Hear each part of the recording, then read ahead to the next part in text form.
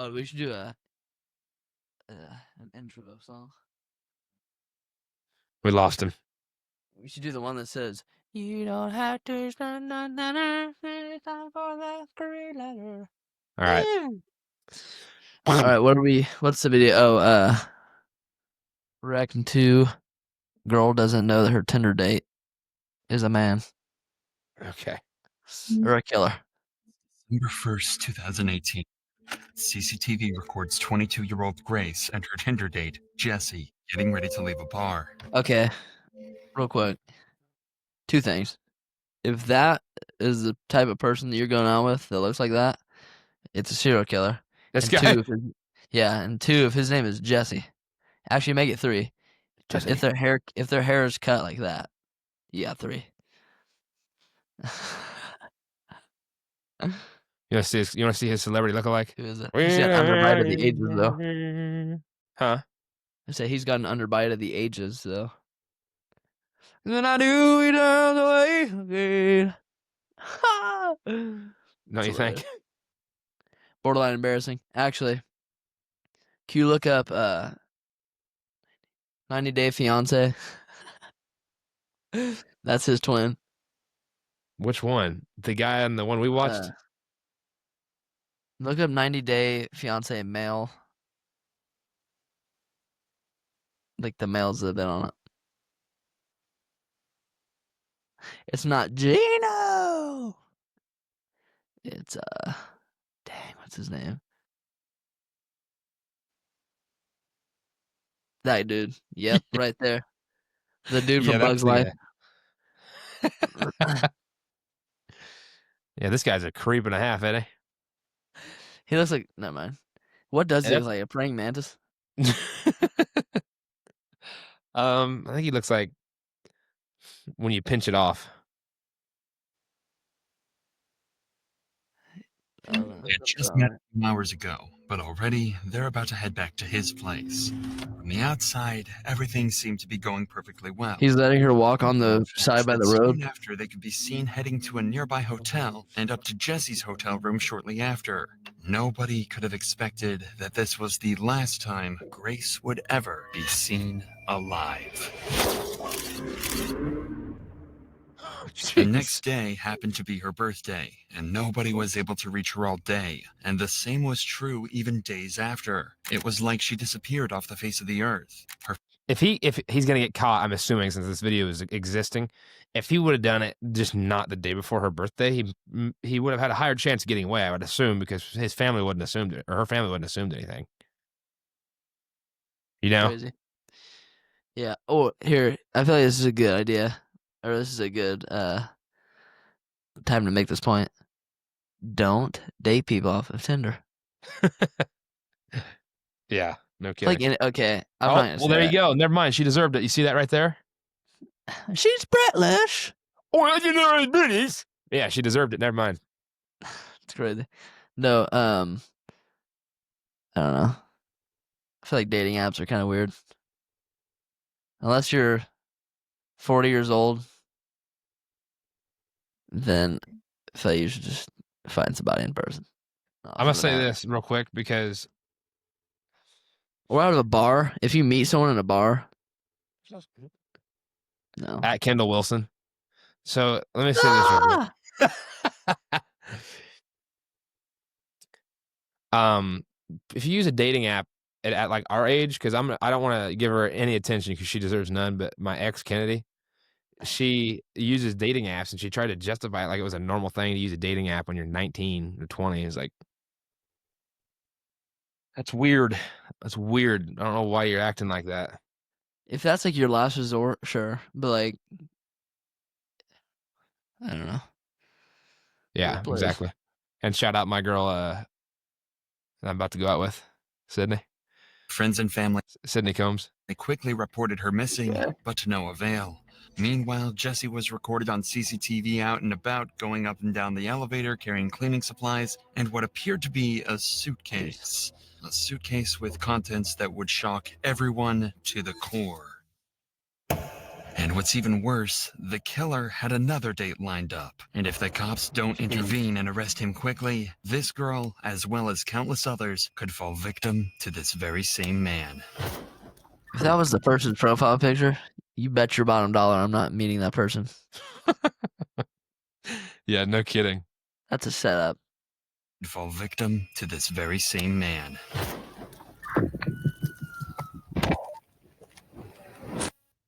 Tell me what happened last Saturday.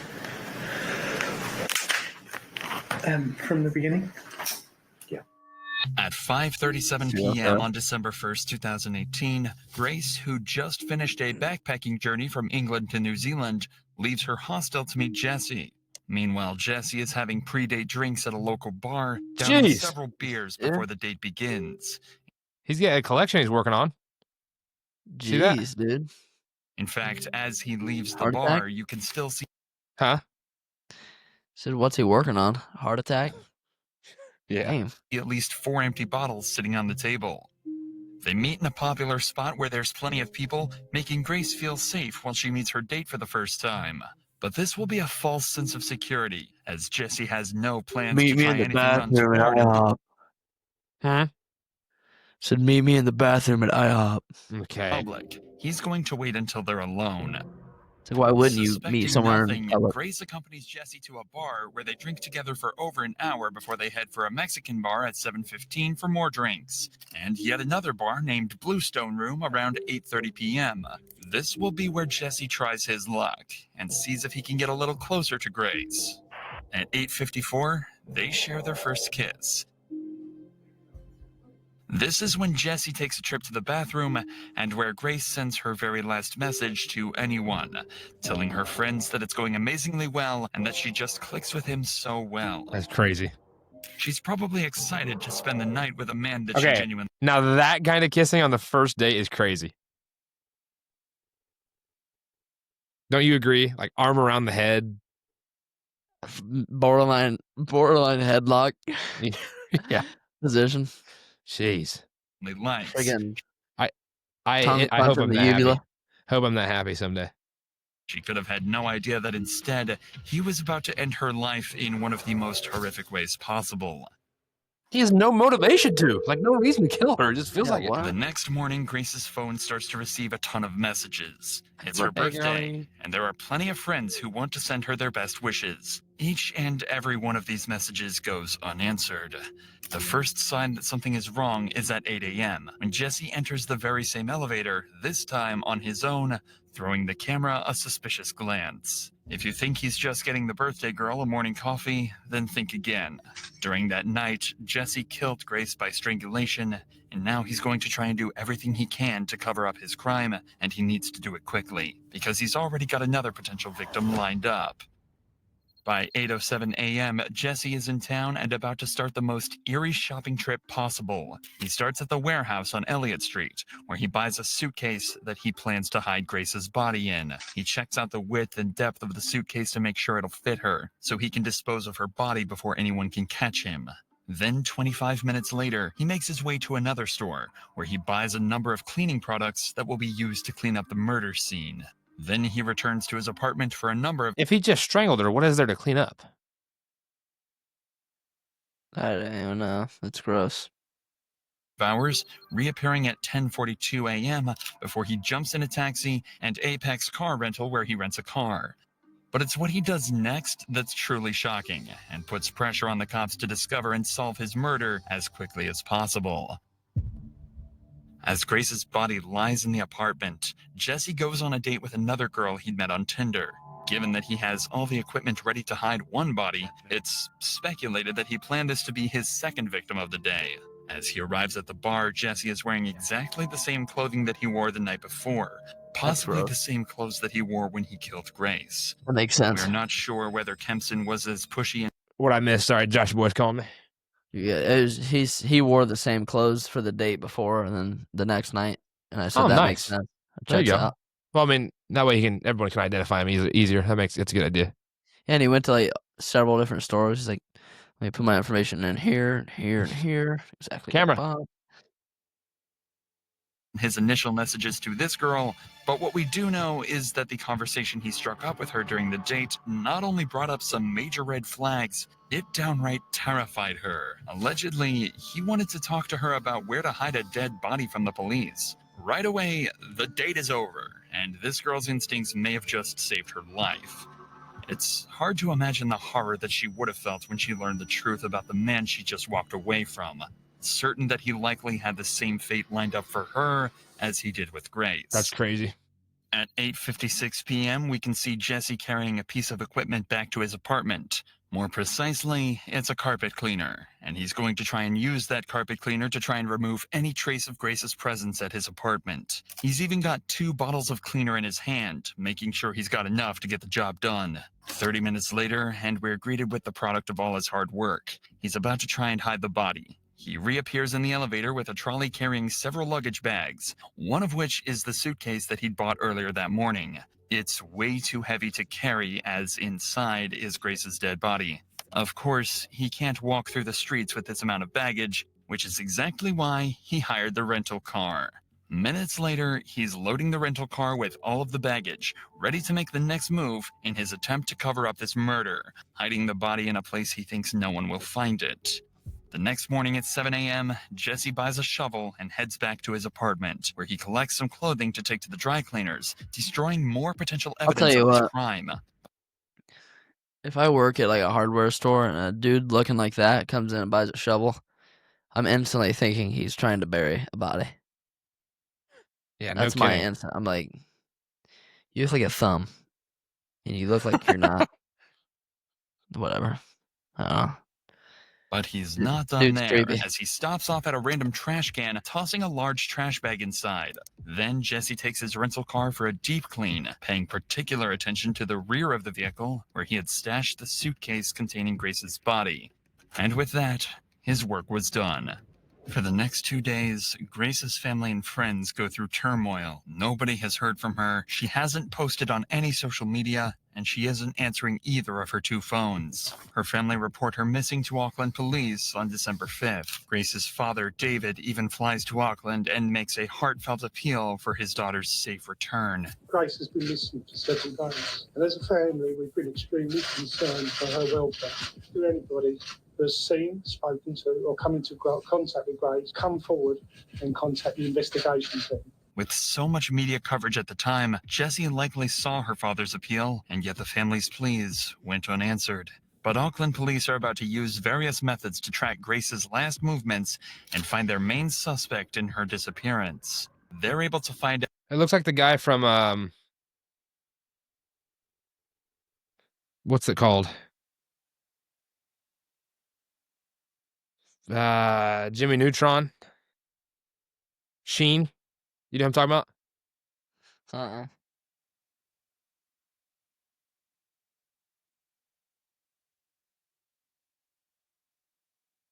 And I'm feeling good. Yeah, You see it a little bit? yeah. And I'm feeling good. Good. They're able to find out Good. mystery man. And Mystery after meat? pouring over hours of footage, they find the last person she was with and track him back to his apartment. He's a serial At 3 killer. p.m. on December 5th, the cops turn up at the City Life Hotel, but they almost miss their man as he eyes them in the lobby when he approaches the front door. Jesse thinks if he casually strolls away, he won't be noticed. But these eagle-eyed cops don't miss a trick and quickly apprehend him before he can make an escape. At this point, the smartest thing for Jesse to do is to own up to his crime, maybe try to play it off as an accident and face the consequences. But he's not going to do any such thing. In the interrogation room, he plans to lie his way out of this, but he's completely unaware that the cops have already seen every move from the night of the murder and have about as much evidence as they could possibly ask for. At the start of the interview, he has no reason to lie, as he's just recalling the events before the murder. Tell us about Grace. So I was talking to Grace on Tinder. Tinder.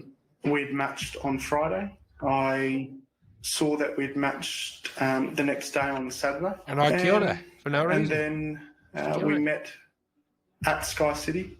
On And Saturday. then we decided that we're going up to Andy's Burger Bar, And I chopped the head off. which is on the first floor.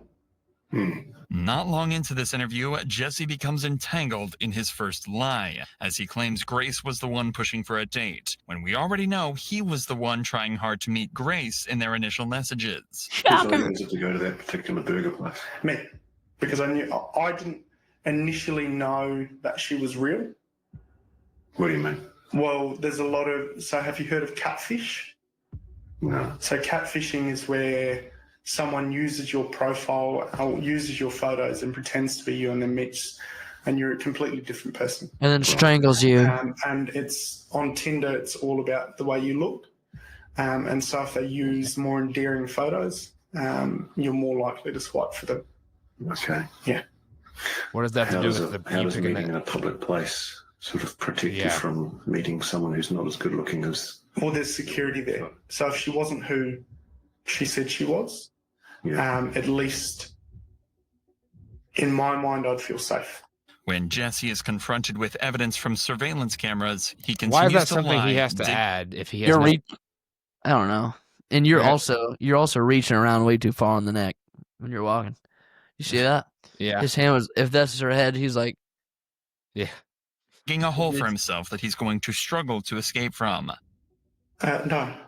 I go down Victoria Street, straight down to the bottom, the bottom. and then hang a left, and I head towards the viaduct.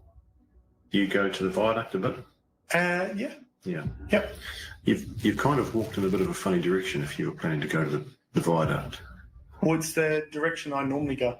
Is that really the only camera footage of this place is in the It's, elevator? I mean, I'm just sort of saying, like, if you were planning to go to the viaduct, I normally go down Queen Street and then cross at the bottom of Queen Street, go through the containers, and then walk along the wharf. yeah. Wharf. Is there a particular reason you were going to do that? I feel safer down that way. This guy, he's making it The out like he's a cop giant. obviously suspects Pussy. something strange here. Jesse's behavior and responses don't seem to line up or make sense at all. And if Jesse is lying, it'll only take a good few questions to throw him off completely. So the cop starts to apply the pressure. These people are so good, aren't they? I like setting them up into a lie. Freaking love it. I feel He's about like to we could do this. We're too stupid. He's gonna cook here in a second. Because they like remember Jesse? everything you say. Yeah. Just crazy. into panic. Actually, don't know if she's been murdered or not yet. She may be alive and well, Okay. but she might also be dead. Okay? Maybe And dead. it could be that you've done it. You gotta change his pamper.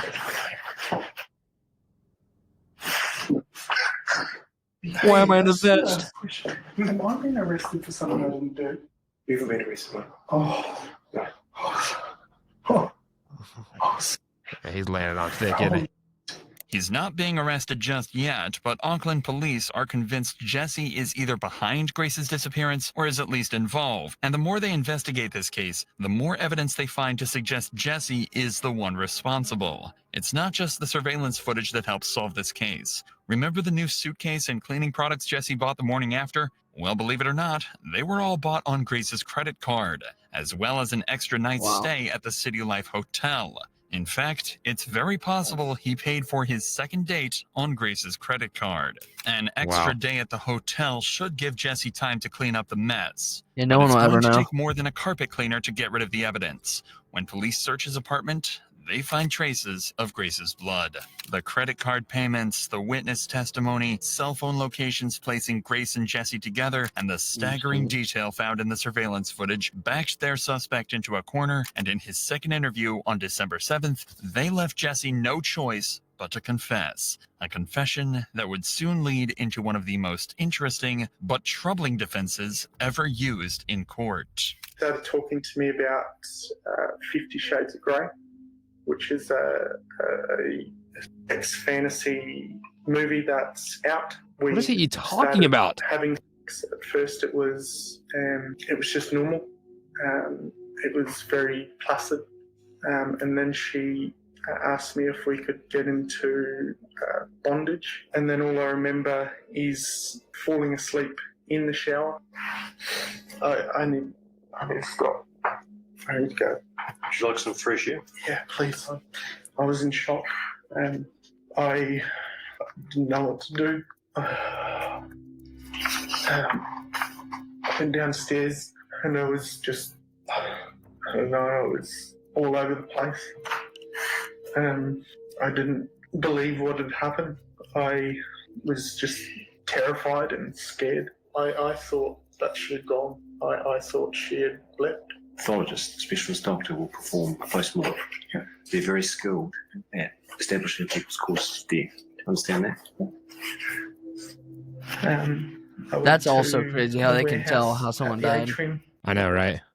Like obviously they get strangled or getting strangled. Like you They'd have Totally marks easy, or but- something, but yeah, but like they get a pill slipped in their drink or something that kills them, and they're able to find out how. and like what time or something. Like how long Yeah. they've been dead. It's like what? How? Where it targeted them. I don't know how they do that. It's like I don't know, dude. I don't get that. So I can't figure out freaking what I ate for dinner 3 nights ago. They can, I don't know. That's crazy.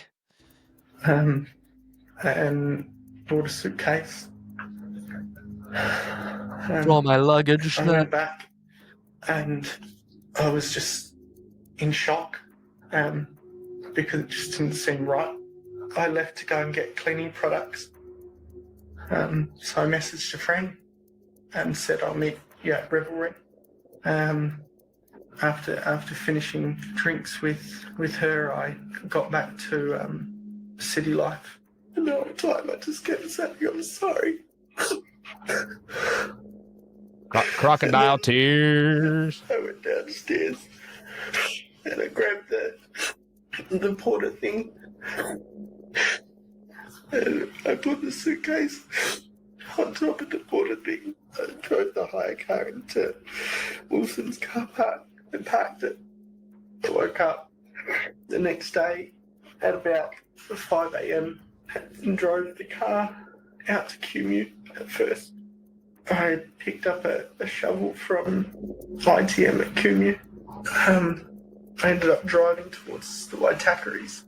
I went into the bush, I dug a hole, I went and got the suitcase, and I covered the hole, and then I drove. Where is her possessions?